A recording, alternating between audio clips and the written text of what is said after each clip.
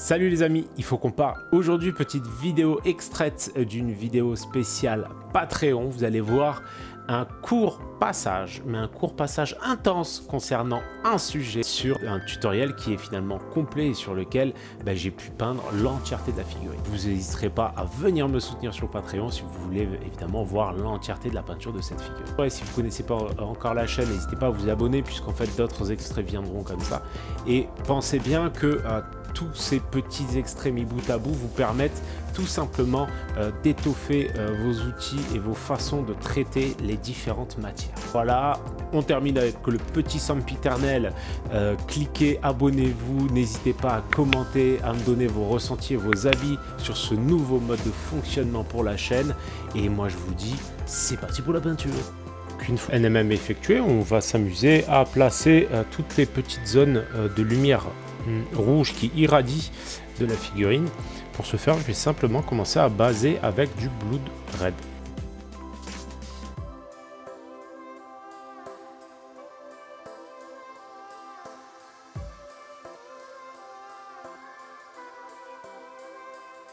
En fait, j'essaie de ne pas trop diluer pour pas que ce soit trop transparent, donc que ce soit assez couvrant. Et en même temps, j'essaie de diluer suffisamment pour que ce soit agréable à appliquer. Je sais que mes indications valent ce qu'elles valent, mais vraiment les meilleures indications que je puisse vous donner, parce qu'en définitive, c'est pas en vous disant mettez une goutte et voilà.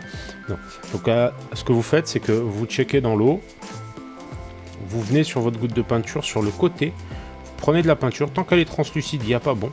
Dès qu'elle est moins translucide et quand même assez facile à appliquer quand vous poussez votre peinture, là vous êtes dans le bon, vous pouvez commencer et vous serez plus serein. Alors ça ne vous empêchera pas de faire des erreurs.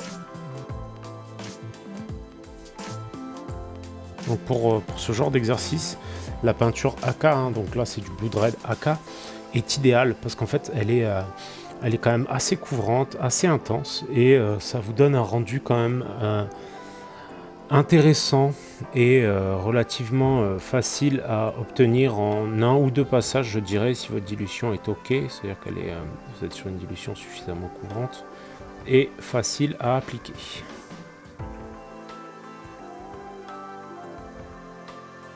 Quand vous avez besoin que la peinture tombe dans les creux, n'hésitez pas à la diluer plus et à venir avec délicatesse appliquer votre pinceau vraiment dans les creux et à tapoter. Vous verrez que ça tombe assez naturellement. Bien sûr, la peinture est moins couvrante puisque celle-ci est diluée. Par contre, en fait, vous aurez juste besoin de faire plusieurs passages pour que le résultat soit OK.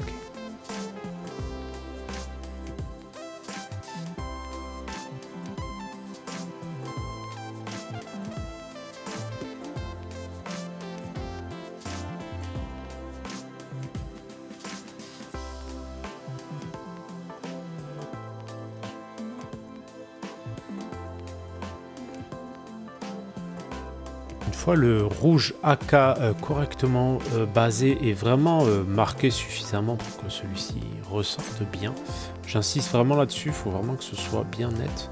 Je vais revenir tout simplement avec du médium orange, toujours de chez AK, en essayant de viser des zones toujours plus limitées, toujours orientées dans une et une seule direction si possible, pour vraiment donner cette sensation d'énergie. Donc, comme vous le voyez, le but, ça va permettre d'avoir un élément graphique marquant.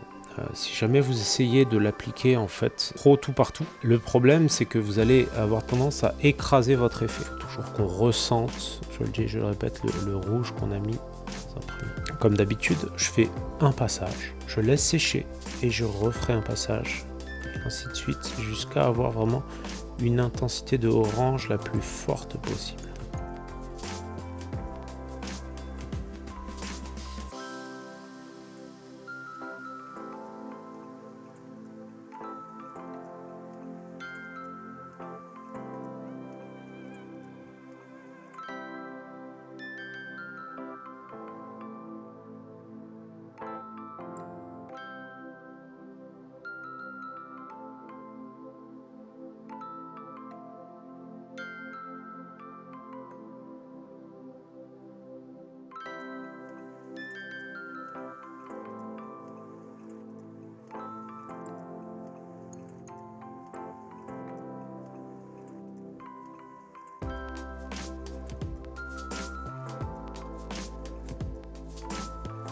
voilà où j'en suis. Une fois l'ange bien appliqué, je vais finir un petit peu cet effet avec tout simplement un peu de Volcanic Yellow sur des surfaces encore plus petites. Je vais m'expliquer aussi pourquoi je n'ai pas créé de halo de lumière.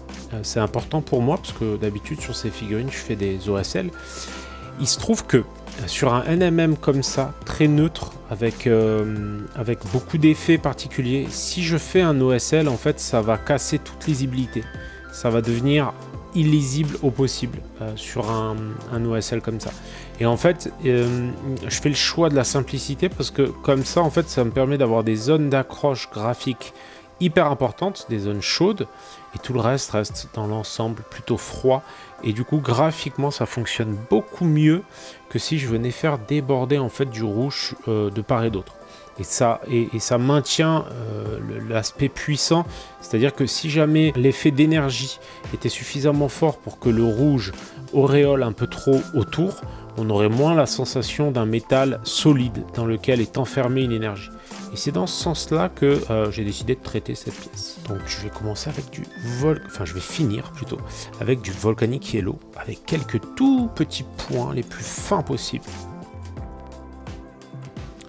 Donc là, vraiment, le challenge, ça va être de poser des tout petits points de lumière.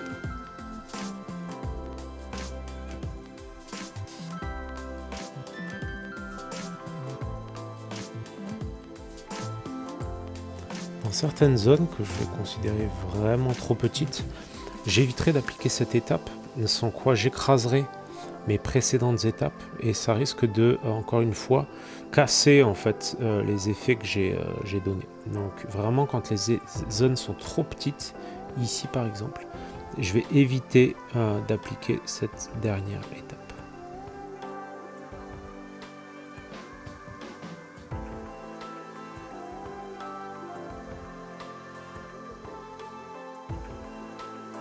Alors je vais revenir juste en dernière retouche pour en fait redéfinir un petit peu certaines zones sur lesquelles je pense avoir perdu en lisibilité. Par exemple ici, je vais pouvoir, en faisant très attention, revenir avec du noir très légèrement, redéfinir ce lining là et bien distinguer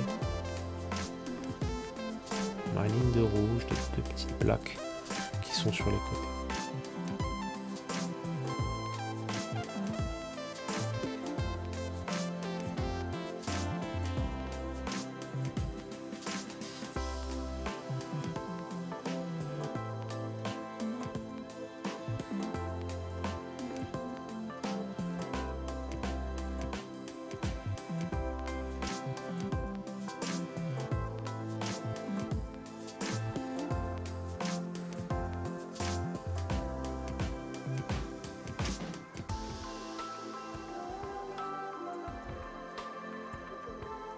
Vous voyez le résultat de la figurine au complet et au total. J'espère vraiment que cette vidéo vous a plu. Comme d'habitude, vous trouverez cette vidéo entièrement disponible sur le Patreon Moandart. Un énorme merci à tous les noms qui s'affichent et qui me soutiennent sur Patreon de mois en mois. C'est grâce à eux que la chaîne continue à vivre et que je peux vous proposer toujours autant de tutoriels sur la chaîne. Alors un énorme merci à eux et n'hésitez pas à vous joindre à nous puisque vous aurez accès à encore plus de contenu évidemment et à mes plus beaux remerciements. Et je vous dis à bientôt pour le prochain tuto. Ciao ciao!